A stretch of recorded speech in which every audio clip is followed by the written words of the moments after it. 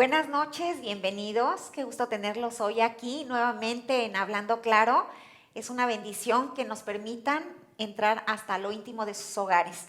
Bueno, pues déjeme decirle que hoy tenemos una invitada que ya habíamos tenido anteriormente, que la verdad nos sorprendió y además nos aportó, no sé si se acuerda, el manejo del conflicto, muy bueno. Ella es Verónica Vera Jiménez, con cariño Vero, muchas gracias por permitir estar aquí, de veras bienvenida nuevamente. Pues gracias, Ale, por la invitación y pues es un privilegio estar aquí contigo. Muchas gracias. Y bueno, déjame decirle, ella es psicoterapeuta y es especialista en logoterapia. Ajá. Y déjame decirle, el tema que hoy vamos a abordar es un tema que creo que nos interesa no solamente a los que estamos sanos, sino también a aquellos que han pasado por COVID y aquellos que a lo mejor ahorita tienen COVID. El tema es las secuelas psicoemocionales de la COVID-19 y creo que va a aportar mucho porque no solamente es lo que hemos experimentado, sino lo que la gente experimenta y que a veces no podemos entender por qué están reaccionando, actuando como lo están haciendo. Vamos a profundizar y bueno, a ver, Vero, vamos a empezar entonces, va a ser tu tema, que me Claro. parece muy importante, muy actual, o sea, para ya, para aplicarlo ya. ¿Qué secuelas ha dejado la COVID-19? Ale, pues desafortunadamente la COVID ha dejado pues secuelas psicosociales que tiene que ver con esta cuestión de la violencia, niños que han perdido a sus seres queridos, la falta de empleo, situación económica precaria, esas son situaciones psicosociales. Pero del tema que vamos a hablar hoy tiene que ver con todas las secuelas psicoemocionales y neuronales. Entonces, pues es del tema que vamos a tratar el día de hoy. Ah, ok, me parece muy bien. Y como tú mencionas, sí, creo que está dejando cosas tristes en algunas familias. Sí, conocemos personas hijos que han perdido a sus padres y pequeños, porque pues creo que mucha gente joven ha perdido la vida en ello, ¿verdad? Entonces, sí, muy, muy devastador el asunto. Ahora, ¿cómo ha afectado psicoemocionalmente a la población y de qué manera? Sí, pues mira, tenemos que segmentar a la población precisamente en tres, bueno, yo la voy a segmentar en tres áreas. ¿Qué? Una que tiene que ver con la población en general, otra que sería la población que tiene cierta susceptibilidad o que ya hay antecedentes de algunas situaciones, enfermedades o trastornos emocionales, y la población que ha padecido la COVID o también que ha perdido a un ser querido. Entonces, pues podemos empezar, si quieres, a platicar un poquito sobre la población en general. Ok, adelante. Entonces empezamos. ¿Cómo ha afectado a la población en general? Pues bueno, pues tú sabes, ¿no? Con esta parte del confinamiento hemos perdido nuestra rutina. Entonces eso ha generado crisis en las familias. La situación, por ejemplo, dentro del hogar cuando los niños están pequeños, los padres tienen que salir a trabajar o tienen que trabajar desde casa, pero ahora los niños pues tienen que ser apoyados para poder tomar clases, entonces no es tan sencillo, ¿no? Probablemente anteriormente todos teníamos nuestras actividades, salíamos, había espacios para que a lo mejor pues la esposa se quedara en la casa sola o al revés, todos salían a trabajar, a la escuela y de repente pues ya todos llegaban, pero ya había un momento donde había una interacción fuera, también espacios para estar a solas y ahora no. Entonces se ha generado un caos muy fuerte, se han roto rutinas, proyectos que se tenían probablemente a lo mejor de viajes o algunas cuestiones a lo mejor también que por la economía se perdieron esos proyectos, ¿no? En la familia, las personas adultas mayores que pues ya no se pueden visitar por miedo a contagiarlas, entonces están solas. Entonces todo esto ha generado una situación de mucha crisis, de mucha ansiedad. Por ejemplo, también esa obsesión que podemos empezar a tener por limpiar, por lavarnos las manos, pero esto ya se convierte a veces en una situación muy exagerada. Hay insomnio, mucho cansancio, muchas personas están siendo afectadas también, por ejemplo, en la manera de comer. Algunas personas están comiendo de más, algunas están subiendo de peso, se sienten tristes, desanimadas. Los niños empiezan a tener también conductas de mucha hiperactividad, porque ya no tienen los espacios que a lo mejor podían salir, correr, visitar a los amigos. Y entonces ahora ya no, entonces hay niños que están teniendo también problemas de ansiedad, depresión, pero el niño lo manifiesta con hiperactividad, empiezan a tener pues poca atención, aburrimiento, berrinches. Entonces pues cuando ya la familia tenía situaciones de violencia, pues esto ha sido, ¿verdad?, un factor donde se dispara, y la manera de resolver los conflictos pues lo lleva, ¿no?, a manejar violencia, golpes, malas palabras. Entonces eso ha sido lo que hemos estado sufriendo la población en general. Y bueno, las personas que se dedican en el sector salud, pues también hay mucho cansancio. Hay una situación, imagínate, de estar viendo todos los días los enfermos, que si ya no alcanzan las camas, que si no hay los medicamentos, los instrumentos necesarios para atender, ¿no? Todo eso va generando mucho cansancio, temor de ser infectados, compañeros, ¿verdad?, también del sector salud que han muerto a causa de atender a personas con la enfermedad del COVID. Y pues eso, al querer o no, pues te va también aislando, porque saben que estás trabajando en el sector salud, entonces ya la gente ya no quiere estar muy cerca, o ya ves que se han reportado hasta situaciones violentas hacia personal de salud. Es correcto. Sí.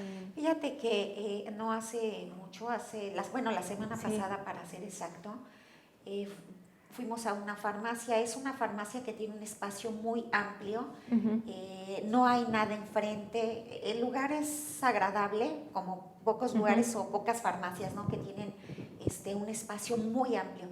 Y íbamos caminando con mi esposo y él entra a la farmacia. Llega una señora en auto, se mete a la farmacia, yo veo que se estaciona, entra, sale, y cuando regresa a su auto le habla a alguien, pero yo no alcanzo a ver a nadie como dentro del auto. Yo pensaba que estaba hablando sola, y sale un pequeñito como de 3, 4 añitos, y la mamá lo baja del auto y empieza a caminar con él afuera de... A mí eso me impactó mucho, porque a no haber un espacio a donde puedas tú llevar a tus niños, me impactó que haya bajado a su niño para que se distrajera, porque efectivamente no hay un lugar donde. Y como bien tú dices, los niños también entran en estrés, ¿no? A veces, bueno, también otro niño, escuchando de la mamá, empezó a gritar de la nada, y eso habla de la situación interna que el niño vive, y que a veces pensamos que porque son pequeños, como que no pasa nada, cuando realmente está pasando mucho, y eso lo llevamos, supongo, a todas las edades a manifestar, ¿no? Hablando de lo psicoemocional.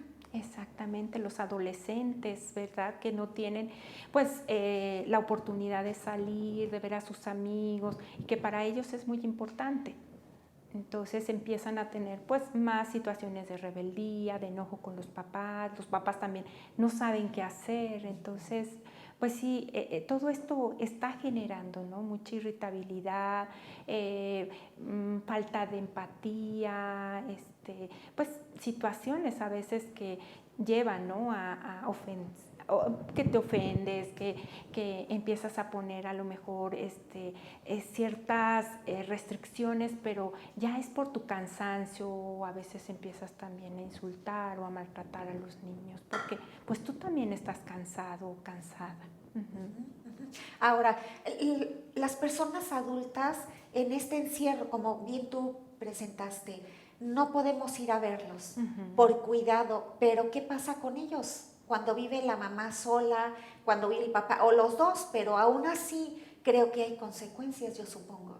Sí, bueno, eso lo vamos a hablar más adelante, Ok. pero sí empieza a haber también ya reportes de personas que empiezan a tener pues ciertos trastornos, de que empiezan ellos a imaginarse cosas, empiezan a tener delirios, mucho insomnio, les da mucho miedo, empiezan ellos a sentir que van a morir. Entonces, que les da un infarto, pero en realidad pues son ataques de ansiedad, de pánico que presentan, o depresión, que ya no se quieren levantar, ya no se quieren bañar, no quieren comer. Ajá, ahora, ¿qué pasa, Vero? Digo, no sé si cabe esta pregunta ahorita. ¿Qué pasa? Yo veo de repente personas adultas y sin cubreboca en la calle. O sea, por un lado están los que se cuidan demasiado, lo que tú acabas de mencionar, como que el extremo, y están aquellos, ¿será que, bueno, no les importa? ¿Será que ven deprimidos y entonces, bueno, pues ya qué más da? ¿O realmente creen que es un invento? ¿Qué pasa con este tipo de personas mayores con estas conductas? Bueno, algunas refieren de que sienten falta de oxigenación cuando se ponen el cubrebocas. Entonces, sí, claro, conforme pues estamos nosotros con mayor edad, pues sí, la dificultad a veces para respirar al momento de caminar, pues te falta más el oxígeno. Entonces algunas personas dicen, no, yo no me lo pongo porque siento que me ahogo y siento que me voy a desmayar. Entonces, pues no se lo ponen a veces porque sí tienen esta dificultad de respirar y tienen la sensación que se van a desmayar. Y algunos sí porque dicen, no, no va a pasar nada. Sobre todo cuando pues dentro de su círculo cercano no ha habido un enfermo o han tenido que vivir, ¿no? Por parte de alguien querido, de su familia, los síntomas, ¿no? De la COVID. Entonces, pues sienten que no les va a pasar. Ok. Bueno, y después mencionaste que íbamos primero que hablamos de la población en general y después de qué. Bueno, después vamos a hablar de esta población que te mencioné, que ya tiene ciertos antecedentes o predisposición de padecer algún trastorno psicoemocional. Entonces podemos aquí ver personas que a lo mejor ya tenían una predisposición para caer en una situación de esquizofrenia, se ha disparado, ¿sí? Entonces esto también genera a veces la familia no sabe, ¿no? Entonces, si se empiezan a dar brotes psicóticos, la familia no sabe qué hacer, ¿no? Que el familiar sucede mucho en jóvenes, ¿sí? ¿Cómo de qué edades, Vero? Mira, puede llegar a pasar entre los 17, 16 años a los 20 años. Es cuando a veces se han llegado a presentar estos brotes psicóticos. Pues médicamente a veces hacen referencia de que tienen ellos también muchos cambios hormonales, que están en la adolescencia y pues también están aprendiendo a vivir. Entonces hay situaciones de desamor, desencuentros, algunos empiezan a tener algún contacto con alguna droga que puede acelerar este tipo de brotes o que puede generar. Entonces sí se ha visto, ¿no? Que jóvenes que ya tenían esta predisposición, pues se dispara. También gente que puede empezar a presentar bipolaridad. Ajá, de repente son personas que son muy eufóricas, que no duermen, pero después caen en un estado de mucha depresión, donde ya no se levantan, donde no quieren comer, no se bañan, están llorando, ¿no? Entonces vienen crisis en esta parte y que no sabían, a veces no tenían ciertos rasgos, pero no habían sido diagnosticados. Personas que también a lo mejor tienen déficit de atención, pero es leve y en estos momentos se empieza a acelerar. ¿Por qué? Porque pues es un ambiente a lo mejor donde ya no estás tú solo, hay mucho ruido, hay muchos estímulos, entonces empieza a presentar el déficit de atención, puede ser con hiperactividad o sin hiperactividad. Puede también haber conductas compulsivas, donde empiezas tú a bañarte exageradamente o empiezas a tener bulimia, algún trastorno de alimentación, a comer en exceso. Puedes empezar también a tener esta situación de querer tener un control exagerado, ¿no? Que estás con tu desinfectante, pero ya de una manera que no duermes, que ya estás viendo el virus por todos lados, no quieres ver a nadie porque sientes que te va a contagiar. Y bueno, así como la hipocondriasis, aquí en este caso se llama nosofobia, que es un miedo a enfermarte. ¿Sí? Entonces, pero de la COVID, o sea, no, cuando eres hipocondriaco tiene que ver con que escuchas un síntoma o que una persona se enferma, entonces tú dices, ay, a mí también me va a dar un infarto. Pero en el caso de enfermarte, de miedo a enfermarte de una enfermedad, es como se conoce nosofobia. Y bueno, también empiezan otro tipo de temores a morir, ¿no? Que es la tanatofobia. Entonces quieres, pues, no ni dormir porque sientes que si cierras los ojos te vas a morir. Entonces empieza estas personas con esta predisposición empieza a darse ciertos síntomas que de repente pues a la familia no saben qué hacer, qué está pasando. Y también la negación de que pues no, yo no creo que tenga esquizofrenia, yo creo que está muy cansado o porque ha tenido exceso de trabajo. También algo que ha generado mucho en los jóvenes es que han dejado mucho trabajo para pues, poder cumplir y realmente que los profesores puedan tener elementos para evaluar. Ha habido un exceso y una carga de trabajo, lo reportan los profesores también para poder calificar, pero también los alumnos y también los padres de familia. Ok. Ahora, el segundo segmento son las personas que tienen una predisposición, han sufrido un trastorno psicoemocional y con el aislamiento se disparan, que es lo que acabas de comentar, ¿no? Exactamente, se dispara, entonces empieza a ver, ¿no? Toda una situación de cómo atender estos problemas de salud. Y pues estás aislado, no quieres salir por temor a contagiarte, pues, y no se le da prioridad. Creo que ahorita ya a estas alturas de la pandemia, pues el sector salud se está dando cuenta que tenemos que brindar a la población apoyo psicoemocional y que estas van a ser secuelas que seguramente van a afectarnos y que vamos a tardar en salir adelante. De hecho, por ahí alguien nos pasó un link, a lo mejor valdría la pena, en donde son psiquiatras que están atendiendo personas sin ningún costo. Yo supongo que ahorita han de estar llenos de tanto trabajo, de que la gente necesita hablar, necesita checarse, porque creo que sí te llega una situación de ansiedad, no solamente de esquizofrenia, sino de ansiedad, ¿no? Sí. Entonces, lo vamos a poner, les comento, vamos a poner ese link para si usted está interesado, pues busque ayuda en esta área. Entonces, para que lo busque ahí desde el Facebook, ¿ok? Ahora, la siguiente es que causan estos daños neuronales, o bueno, el tercer segmento, no sé si quieras comentar. Exactamente. Bueno, el tercer segmento son aquellos que han padecido la enfermedad. Entonces, sobre todo aquellas personas que han tenido síntomas graves o severos, ¿sí?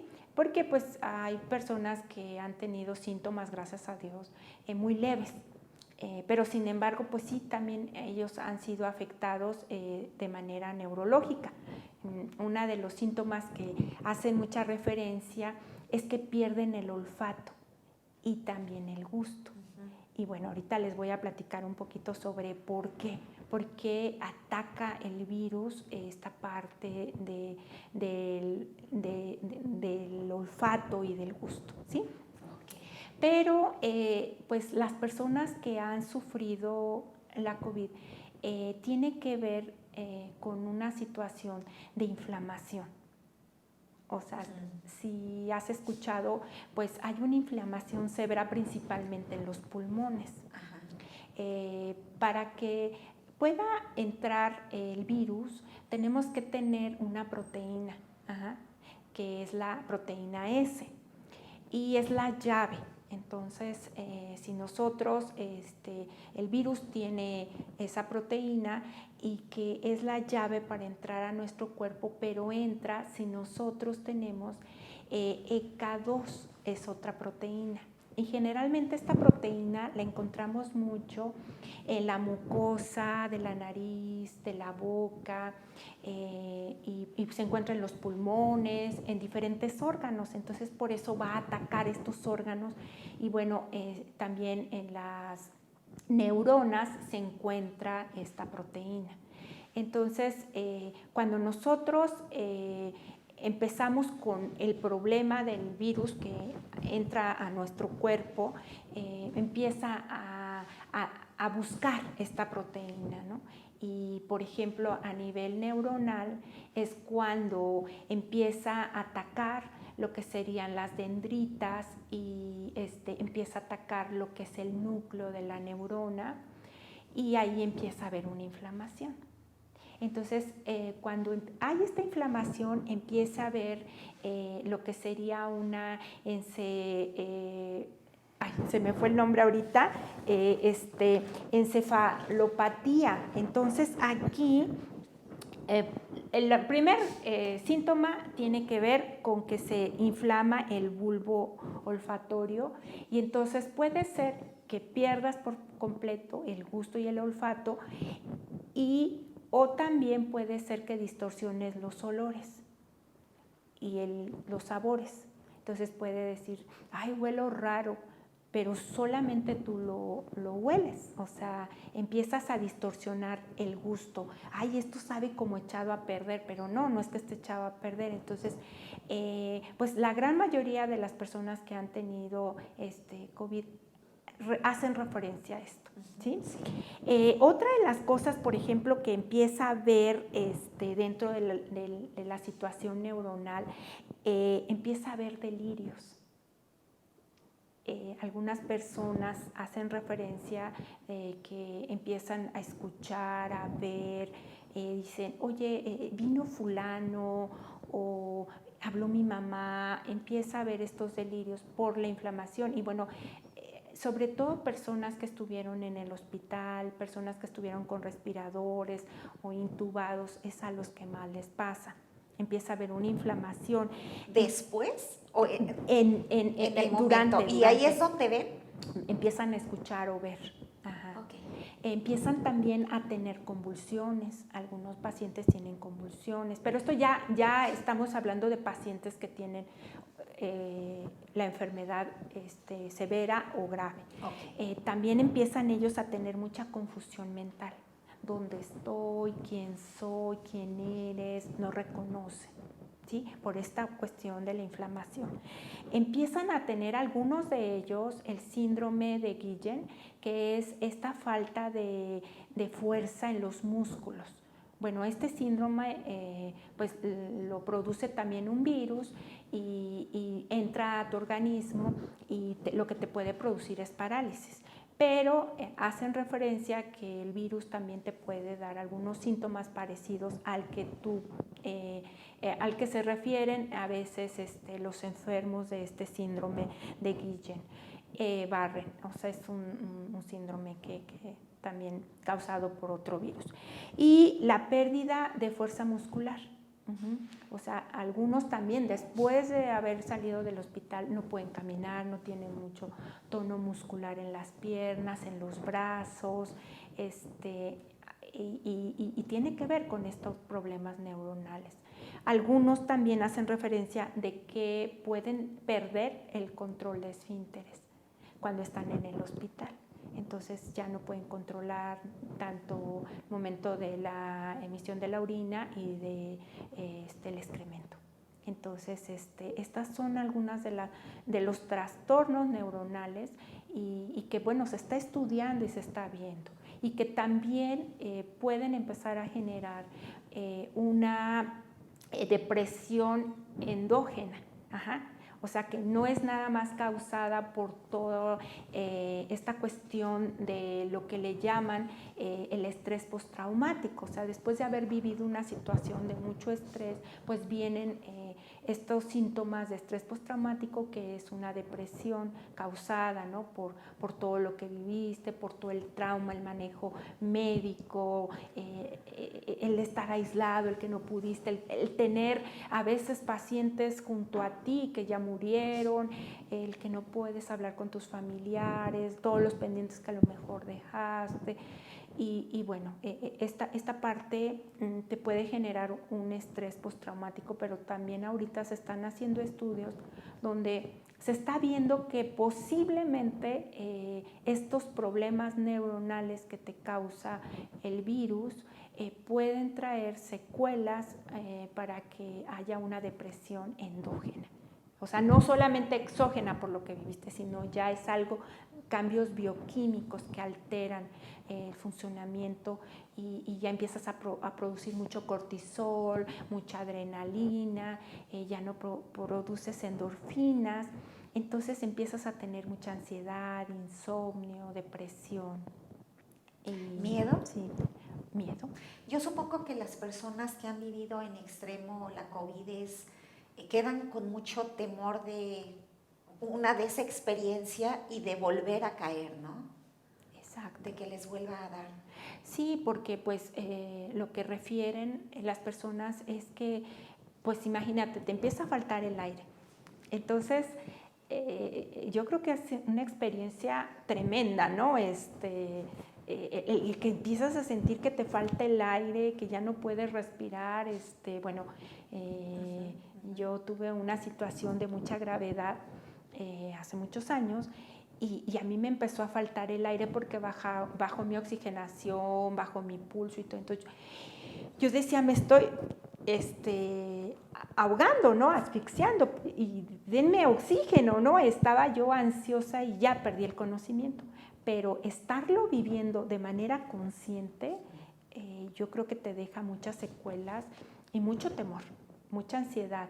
Entonces, pacientes que sí, después de haber superado la enfermedad y todos los síntomas, pues sí tienen que buscar el apoyo psiquiátrico, porque a veces decimos, no, échale ganas, mira que ya depende de ti, ya no necesitas tanto oxígeno, pero no, porque a veces bioquímicamente estás produciendo mucho cortisol, mucha adrenalina y necesitas un empujoncito para empezar a producir pues endorfinas, las sustancias que te van a ayudar a tener más calma, más tranquilidad. Ahora, bueno, esto es por un lado, ahorita Sí. que planteas todo esto realmente muy difícil, las personas que viven, de hecho, bueno, las intubadas las tienen que sedar porque entran en estados ansiosos, ¿no? Sí. Pero también qué tremendo los enfermeros, los médicos, al ver esa desesperación, esa impotencia, además del cansancio, quizás del poco dormir, el poco sueño que pueden tener, a lo mejor la distancia de los familiares, o sea, todo va sumando, todo va abonando, ¿no? Para que no solamente es el paciente, sino los que están alrededor, los que están viendo, los que trabajan en centros de salud, o bien los familiares que tienen a un enfermo y que no saben, no les dan informes de nada. Sí. Y que de repente nada más te dicen, ¿ya murió? Sí. O sea, pues recién que empezaron a ver informes, noticias de familiares que decían, es que yo lo traje hace 3 días caminando y de repente te dicen, ya falleció. Y empieza a ver toda esta cuestión de pues mal manejo médico. Y bueno, también los médicos estaban aprendiendo. Y el problema del virus es de que hay organismos que los ataca y los ataca de una manera severa. Entonces, hay gente que en horas se ha ido. Ajá. Que dices, estaba bien ayer, ¿no? Y de repente empieza a bajar su nivel de oxigenación. Antes te decían, no, pues vete a tu casa, y ya, tómate el paracetamol. Pero pues ahora sí ya que tengas un medidor de oxígeno para que estés tomándote la oxigenación, la presión, las pulsaciones, porque eso es un indicador, ¿no?, de cómo va. Y a veces tú te empiezas como a adaptar, me falta un poco de oxígeno y te vas adaptando. Pero entonces ya muchos pacientes cuando llegaban al hospital es porque ya su oxigenación estaba demasiado baja y ya era poco lo que se podía hacer dentro del hospital. Ahora, quizás también tiene que ver con la resistencia de querer entrar a un hospital, porque muchas historias donde entras y sabes que a lo mejor ya no los vas a ver, y es el estrés de entrar y a lo mejor y si me muero, es decir, toda la ansiedad que se genera, más el no tener contacto, ni el de adentro hacia el contacto de sus familiares, ni el de afuera, lo que está pasando con su familiar. Entonces también la resistencia de no querer internarse, porque si me muero, pero se va agravando estando en casa también. En algunos casos, no voy a decir que en todos, porque hay personas que se han mantenido con oxígeno. Digo, ¿qué nos podrías decir de esta resistencia, ¿no?, de esta ansiedad de no, si yo entro, no salgo? Sí. Y bueno, es natural porque los casos donde nosotros a lo mejor empezamos a escuchar es que pues fulanito entró al hospital y ya no salió. Pero era precisamente por eso, porque ya llegaban con un nivel de oxigenación muy baja. Entonces no lo sabíamos porque no nos daban esas indicaciones de que tenías que tomarte la oxigenación, que tenías que estar viendo tu presión arterial, tus pulsaciones, ¿no? Entonces ahora ya te lo dicen. No, mira, si baja tu oxigenación a 80, pues ya vente al hospital, ¿no? O ya ponte oxígeno y ya empiezan a tener otro tipo de tratamientos para las personas que dicen, bueno, ahorita todavía no necesitas estar en el hospital, pero sí tienes que hacer esto para que no te baje la oxigenación, porque pues es como cuando metes a la rana en el agua, que se va calentando y pues no se da cuenta, ¿verdad? Hasta que ya se muere, ahí cocinada. Pero así nos pasa, o sea, nuestro cuerpo empieza como a adaptarse a esta falta de oxigenación, pero ya cuando de veras empiezas a sentirlo es cuando ya tienes niveles muy bajos. Y bueno, fíjate esta parte de la tanatología, de cuando perdiste a un ser querido. Muchas veces dices, bueno, sí, le dio, está enfermo, se empieza a agravar de la noche a la mañana, se lo llevan al hospital y no te pudiste despedir de él. Entonces hay mucha culpa también, porque a lo mejor yo fui la que contagié a la familia, porque yo soy la que salgo a trabajar o porque me fui a una fiesta. Hay jóvenes, ¿no?, que a lo mejor se fueron de escapada y regresan por ver al novio, a la novia, y llegan y contagian a la familia y muere el padre, muere la madre, muere un hermano. Entonces hay mucha culpa. Yo lo contagié y pues eso genera un duelo muy severo, porque no me pude despedir, porque yo lo contagié, porque no lo esperábamos. Entonces sí es también una de las situaciones que se está viviendo mucho. ¿Qué va a pasar si de repente era el proveedor? Y entonces ahora, ¿qué hace, no? La familia, ya no hay quien trabaje, ahorita las oportunidades de trabajo también no son las mismas, ya están escasas. Entonces la familia no puede estar cerca de ti, porque si estuviste en contacto con el enfermo, pues toda la familia se tiene que quedar en cuarentena. Entonces, imagínate el duelo, el que nadie te puede ir a abrazar, no te pueden ir a ver, te llevan la comida, te la dejan en la puerta. Entonces, es un duelo donde lo vives muy solo y muy sola. No, y además, o sea, muere la persona si fuera el caso, que hay muchos, como en la Ciudad de México, que hay fila. O sea, no es que tú lo llevas a cremar, ¿no?, que es como algo que se escucha mucho, sino sí, pero espéreme, porque usted es la número 20. Sí.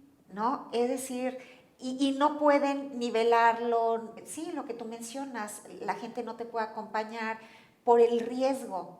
O sea, no es que no quieran estar contigo, pero también estoy protegiéndome a mí. Sí, sí. Y tú con tu culpa más tu duelo, esa pérdida, ¿dónde lloras? Ajá, ajá, ajá. Sí, sí, sí.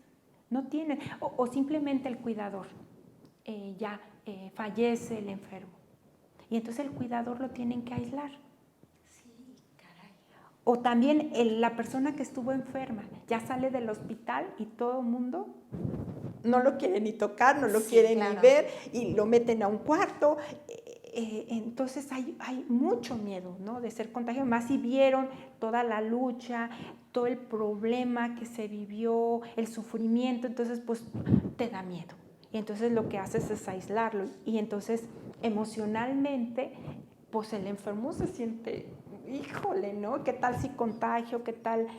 Y también pues necesito que me apapachen porque empieza a haber como estos situaciones de insomnio, de ansiedad en la noche, que no te puedes dormir, que empieza a haber depresión, que sientes que no vas a volver a tu vida normal. Si sales con oxígeno, dices, bueno, pues no puedo ni caminar, no puedo dar ni 2 pasitos porque ya me cansé. Entonces empieza a haber mucha desesperanza. ¿Qué va a pasar conmigo?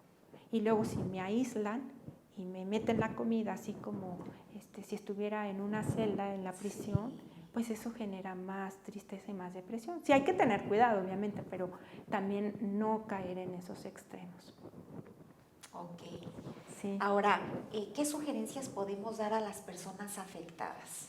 Bueno, a las afectadas enfermas, a las afectadas con un familiar, ¿a quiénes, Vero? Porque ambos necesitan, ¿no? Digo, hay quien ha salido, o sea, de que han sido intubados, pero de 10, 2, ¿no? Esas son las estadísticas. Aproximadamente. Ajá, Sí. qué duro, ¿no? ¿Qué se hace en estos casos? ¿Qué se hace en el caso de las personas, ¿no? De los familiares, ¿no? También cómo podemos ayudar, porque están afectados. El calvario que vivieron de buscar un hospital, el calvario de ir y buscar el oxígeno, ir y buscar el medicamento, tener el recurso, o sea, es una suma de muchos factores que tú dices, ¿y si no hay?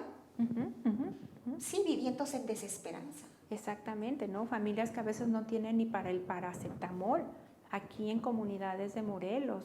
Ajá. Y bueno, ¿qué podemos hacer?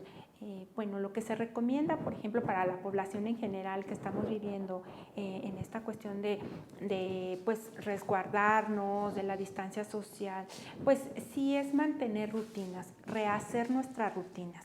Tenemos que empezar como familia, bueno, a ver a qué hora nos vamos a parar, cómo nos vamos a organizar, dónde van a trabajar los niños, dónde van a trabajar los padres, dónde va a estar, no sé, la abuelita, o sea, cómo nos vamos a reorganizar. A qué hora nos levantamos, qué vamos a hacer, distribuir las tareas de la casa.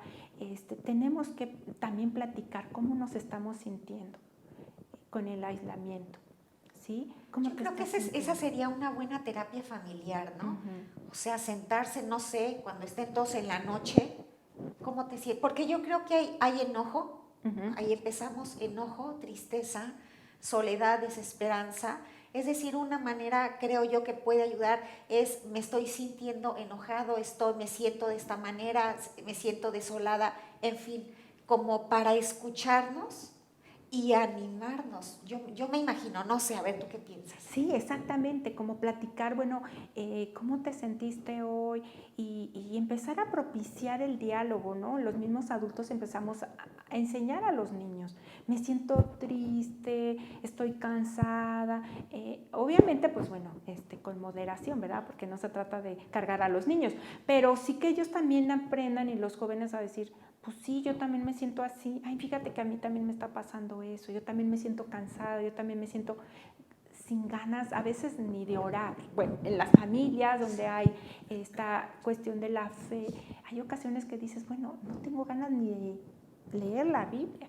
Entonces, decir sí te puede pasar porque hay un desánimo. Entonces, pues vamos a orar o vamos a hacer algo que nos distraiga. Por ejemplo, es muy bueno que si no podemos salir, pues busquemos actividades dentro de la casa donde pues nos pongamos a hacer galletas, a lo mejor un juego de mesa divertido. Un rompecabezas, armarlo entre todos, ¿no? Exacto, jugar pues dominó, a lo mejor hacer algunos concursos, que si es cumpleaños de alguien de la familia podemos decir, bueno, vamos a lo mejor al monte, ¿verdad? Que podemos caminar, que podemos estar ahí, o podemos ser muy creativos, ¿no? Para festejar nuestros cumpleaños, para hacer las cosas que a lo mejor cotidianamente hacíamos, pero que ahora ya no podemos. Bueno, ¿por qué lo vamos a cambiar? También estamos muy cansados de estar viendo la pantalla de la computadora o del teléfono. Entonces, pues busquemos otras actividades, porque pues nos ponemos a ver tele, pues más cansancio, ¿no? Pero bueno, pues si lo necesitamos vemos la tele, pero busquemos otras cosas, ¿no? Que hay juegos, hay cosas divertidas que podemos hacer dentro de la familia. Esta cuestión también de decir, bueno, hoy le toca a fulano escoger el programa o tal espacio para estar a solas. Hasta el niño más pequeñito necesita su momento a solas. Y si vivimos a lo mejor en un departamento pequeño, busquemos espacios. Bueno, deja que tu hermano esté un ratito solo. Ajá. Si son adolescentes, pues déjale un rato que esté con el teléfono y tratemos, ¿no? La mamá de decir, oye, yo quiero entrar al baño y denme media hora para que me caiga el agua caliente o pueda hablar algo, o el papá. O sea, busquemos también el que, de acuerdo a la necesidad de todos los miembros de la familia, vayamos supliendo estas cositas. Ok. Fíjate que me quedo pensando en lo que dices, es un tiempo donde nos vivimos en desesperanza, pero es ahí donde, bueno, cuando entra el elemento fe, es decir, todas las cosas ayudan a bien. Aún estas situaciones difíciles ayudan para bien. Sí. Obviamente cuando lo estamos viviendo decimos que me va a estar ayudando para bien, sin embargo, es cuestión de tiempo para ver que efectivamente, o sea, hay algo bueno en medio de todo esto, y es decir, no estoy solo, ¿no? La palabra nos dice, bueno, que Jesús está en todo momento con nosotros, y es ahí donde tenemos que tomar conciencia, ¿no? De que en esto Jesús me está cargando, a lo mejor yo no puedo con este paquete, pero la presencia de Dios ahí está con nosotros. Exactamente, ¿no? Tener pues momentos de oración, porque bueno, ya no puedes ni ir al templo. Entonces, si el joven o el niño tenía sus clases, pues ahora ya no lo puede hacer. Entonces, todo eso ha generado en las personas adultas que pues muchas veces dentro de la iglesia encuentran su grupito de señoras, de amigas, de amigos, donde pueden platicar, donde pueden desahogarse, y ahora no. Entonces, bueno, pues es bueno que también, por ejemplo, busquemos a los adultos con videollamadas, tratemos de ver a los seres queridos, pues gracias a Dios con la tecnología ahora de las videollamadas, podemos verlos, y bueno, pues si no hay recursos, pues seamos creativos, a lo mejor vamos a ir a ver a la abuelita y nos vamos a sentar ahí en la rejita para platicar con ella y poder verla, y que también pues los niños y los adultos puedan estar un tiempo juntos. Bueno, con la distancia adecuada, pero juntos en el aspecto de verse, de platicar, hablar, y bueno, creo que es un momento de ser muy creativos, pero si vemos que esto ya nos está rebasando, pues es la oportunidad de empezar a buscar también el apoyo de un profesional. Es bueno, ¿no? Decir, bueno, nos está rebasando, entonces tratemos de buscar estas redes de apoyo. Por ejemplo, las personas que vemos este segmento de la población que empiezan a tener síntomas que tú dices, oye, esto ya no me suena bien. Algo normal. Algo no, se para en la noche, está lavando la ropa, la lavadora, todo lo que da, va a arribar, y luego de repente 3 días donde ya no se levanta. Entonces, busquemos realmente una orientación. Puede haber una negación. He tenido a veces ahorita que atender a algunos pacientes jóvenes que han tenido algunos brotes psicóticos, ¿no? Entonces le pegan a la hermana, empiezan a gritar, entonces la mamá, no, es que estaba muy cansada, es que tuvo los... No, señor, está teniendo un episodio, tenemos que atenderla de manera interdisciplinaria. O sea, no nada más el terapeuta, no nada más la parte espiritual, el pastor, sino también tiene que a veces verla un neurólogo, un psiquiatra. Entonces, cuando veamos, sobre todo en las personas mayores, en los niños, los jóvenes, algún síntoma que tú dices, esto ya no me suena tan bien, busquemos esta asesoría. Pues cuando has vivido un duelo, pues tratemos de hablarlo, tratemos de estar buscando esta orientación, este acercamiento espiritual dentro de nuestras congregaciones o a veces dentro de la familia. Personas que nos pueden escuchar más, que nos pueden aconsejar, que pueden orar con nosotros. Yo creo que de ahí la importancia de ser parte de un grupo. Si tú estás ahí y no tienes un grupo, yo te invito, o sea, ahorita nos necesitamos más que nunca. Necesitamos hacer compañía, hacer equipo, caminar como hermanos, ¿no? Donde nos apoyamos en oración, donde sabes que no estás sola, que un momento de dificultad, ayúdame por favor, tengo esta necesidad, ayúdenme a orar, en fin, ¿no? Es decir, hombro a hombro. Entonces, hay espacios, yo te invito, inscríbete. De hecho, ahorita tenemos, ya se llenaron los grupos, me adelanto, estos grupos de Fortalezas para el Camino donde hablamos acerca de las emociones, efectivamente, a raíz de esta necesidad nos vemos dar una respuesta para atender las necesidades. Entonces, si usted quiere, yo le invito, usted inscríbase. Inscríbase, abriremos los grupos necesarios para atender estas necesidades, pero de que tenemos que hablar, tenemos que buscar un espacio donde hablar. Y este libro es muy interesante, Vero. Entonces, bueno, ahora, regresando acá, sí. La iglesia, ¿qué papel de acompañamiento puede ofrecer? Que bueno, ya estoy diciendo este espacio de donde se va a hablar acerca de las emociones, ¿no? Y bíblicamente, porque la gente que nosotros vemos aquí en personajes vivieron sus cuestiones de enojo, de depresión, de desesperanza, de abandono, y de eso vamos a hablar, porque hoy día hay mucho de eso. Pero a ver, tú háblanos. Exacto, esto que tú mencionas, hacer grupos de autoayuda donde puedan expresarse, por ejemplo, las personas mayores. Bueno, los jóvenes pueden ser también un apoyo de ir con ellos, claro, con todas las medidas de sana distancia, ir y ayudar a que al menos puedan decir, tengo la oportunidad de hacer una videollamada, ¿sí? O sea, porque hay muchas cosas, pero todo tiene que ver con la tecnología. Y cuando ya tenemos cierta edad, nos cuesta mucho trabajo. Bueno, ¿cómo me meto a Zoom? ¿Cómo le aprieto aquí para tener una videollamada? Entonces, los jóvenes de la iglesia pueden ser un apoyo para los adultos mayores en este sentido. Podemos capacitar. Hay personas que tienen el don de acompañamiento. Entonces, capacitarlos. Ahorita yo también estoy promoviendo muchos talleres para cómo apoyar en todas estas cuestiones psicoemocionales como consejero, como alguien dentro de la iglesia, en medio de toda esta situación que tú dices que se está dando, ¿no? Espacios que dices, bueno, algunos pueden trabajar en grupos, otros más de manera individual, personas que tienen el don de la oración, bueno, que formen grupos, que puedan llamar a las personas, que puedan visitar a lo mejor a la distancia, como te decía, a lo mejor desde la ventana, que vaya haciéndose toda una red, también un directorio en la iglesia, que tú digas, oye, necesito la atención de un neurólogo. Ah, bueno, tenemos esta red, a lo mejor en la iglesia tenemos uno, o a lo mejor en la iglesia fulana, y vamos compartiendo un terapeuta, o necesitamos a un neumólogo.